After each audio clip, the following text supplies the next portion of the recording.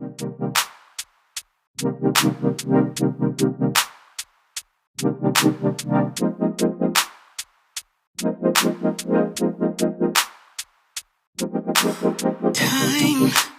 takes a toll on everyone, they say. Time is merciless, it won't wait for us to change. Time, I am stressing out, I can't figure out what to say. Oh, time, just give us time. Time, looking back on pictures, and I find it hard to see you and myself in places where we used.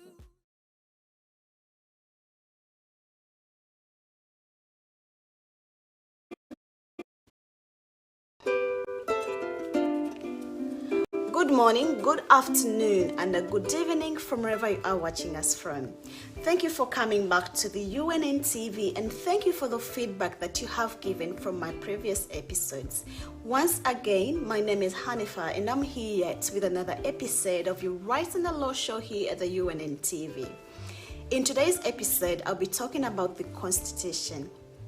This actually makes me question, has anyone here ever actually had a look at the Constitution or this document? Well, I have been lucky or fortunate enough that I have actually read both the Constitution of Uganda and the Constitution of the country that I'm calling home for now.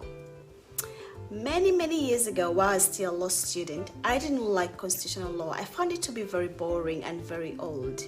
By then, I hadn't realized that this old document, all the laws in this country revolved around this old document, and that this same document was the most supreme law of this land. And like we have always said, we are not the most educated or the most knowledgeable individuals here at the UNN, but we are here to share the little knowledge we have with you, our viewers, with the goal of keeping you informed to become active citizens. So, what is the Constitution? To answer this question, I will first explore why we need a constitution, and I will not bore you with all the legalities, but rather I'll give you the basic the basic things that you need to know. Before I define what a constitution, it is better we first explore the fundamental things that we need as human beings. It doesn't matter your socio-economic status, but as long as a human being, you need things such as a voice in decisions that affect our lives, material well-being such as food, shelter and education, security and protection from violence and discrimination, and recognition and respect as individuals and as communities. To help meet these needs, people create governments and delegate powers to them to exercise for the common good of the society. The problem, though, is governments will need power to perform their functions, and history tells us again and again that power without limits leads to corruption, leads to dictatorship and oppression. Free, fair, and regular elections might ensure good government, where elections allow people to select who they want in power and vote out those who perform badly. However, basic rules are needed to monitor how this power is used. Those elected still have to protect your rights and promote your interests rather than using power for their own benefit.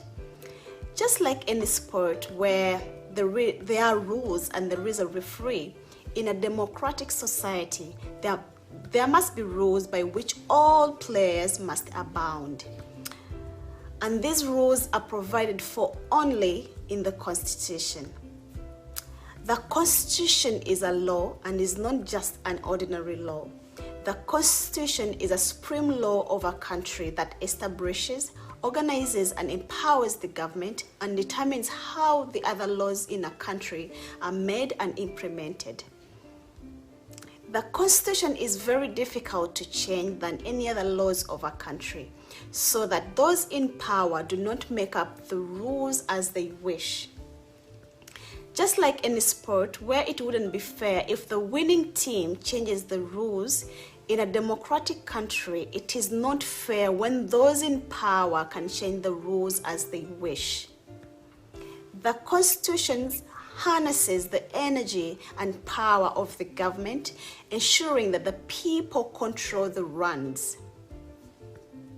This explains why people who are establishing a new and fairer society, one of the first things they do is to write a new constitution. For in Uganda's case, when the ruling regime came into power, a new constitution was drafted and enacted in 1995 to establish rules for using power.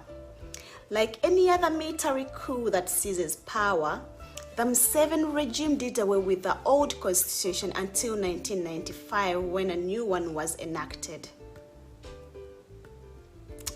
Like any other dictator in the world, the Ugandan constitution has been amended tremendously to favor the current ruler.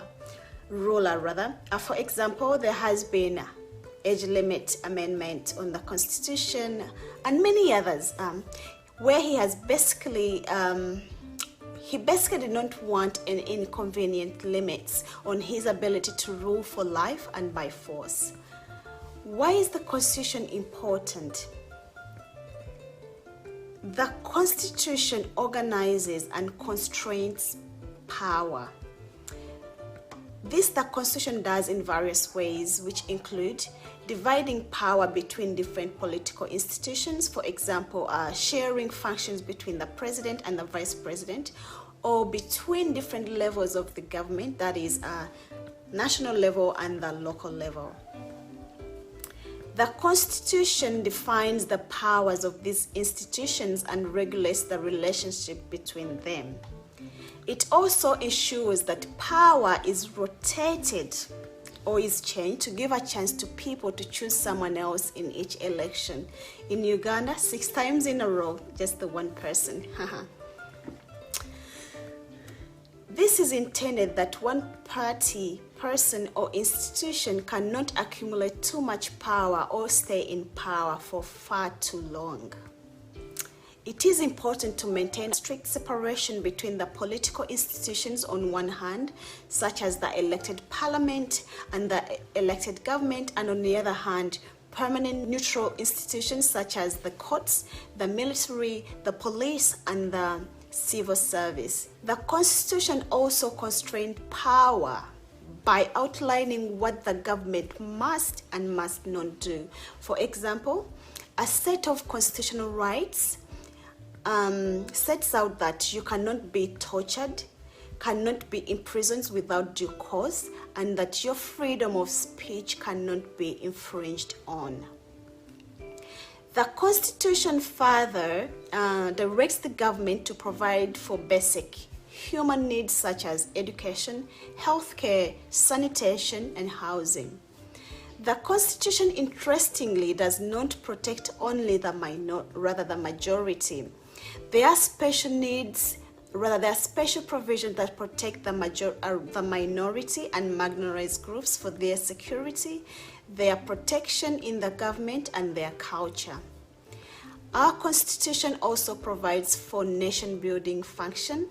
It embodies national unity and to reflect and declare the identity of the nation and its people, where it announces to the citizens, to the government itself, and the outside world what our nation is, what it stands for, where it has come, and what its vision for the future. Well, a good constitution is one step to a peaceful, prosperous, and a democratic society. Its fundamental aim is to set out the rules by which the government should govern. It ensures that the democratic aspirations of the people remain a reality. Why does the Constitution matter? It is said that a constitution can change things in the country, but the question is how can this be done given the fact that a constitution cannot build a road, school a child, or even provide citizens with drinking water or heal the sick. Yet the constitution has a profound effect on how well our country functions, and as a result, it has an effect on the quality of the lives of our citizens. A state or the government needs a powerful engine to do the things that the citizens needed it to do. This power has to be under control though. Thus, a good constitution, if Uganda had one, would keep the power of the government under public control by putting the people in the driver's seat, ensuring that the government is responsible and represents the ordinary citizen.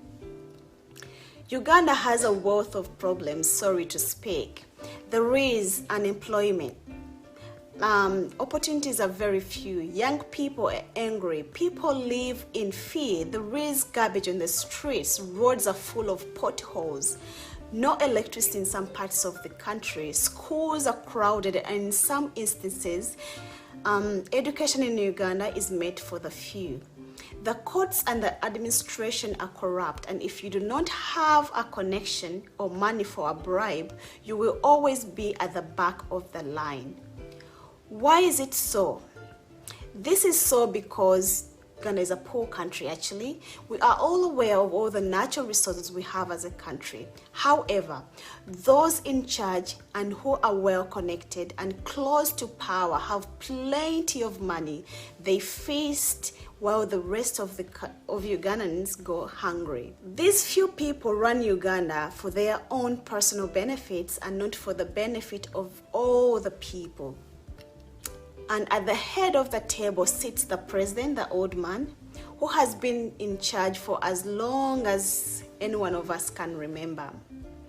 He has got the country exactly where he wants it to be, that is, in his pocket and under his heel. Elections in Uganda are a farce, and anyone who dares to speak out ends up dead or ends up in jail. Uganda's whole system is broken, and one wonders where it all went wrong. The problem started with the limitless powers of the president and his allies, where the presidency or his presidency overshadows the country. There is no limit on the number of times this old man can be elected, and under his regime, the parliament has no real power, the judiciary has no independence whatsoever. Nothing has stopped this dictator from appointing his own son as head of army, wife as Minister of Education, and other family members and allies in government positions, or even handing out government contracts to friends and families. This is so because our constitution is too weak to protect its people, and the constitution provides no real constraint to the president's abuse of power. Instead of empowering you, the Ugandan person, the constitution is simply suppressing you. The government has become your master instead of the government being your servant. Until you rise up, your hopes of justice, dignity, equality, and rights will not be realized until we rise up and fight for all of this. For God and my country, thank you for watching once again. And if you have any suggestions, any comments, please leave in the comment sections below. Or you can as well email us at hello@getunn.com. Until once again, thank you very much for watching. Stay well, stay blessed, stay safe. Bye for now.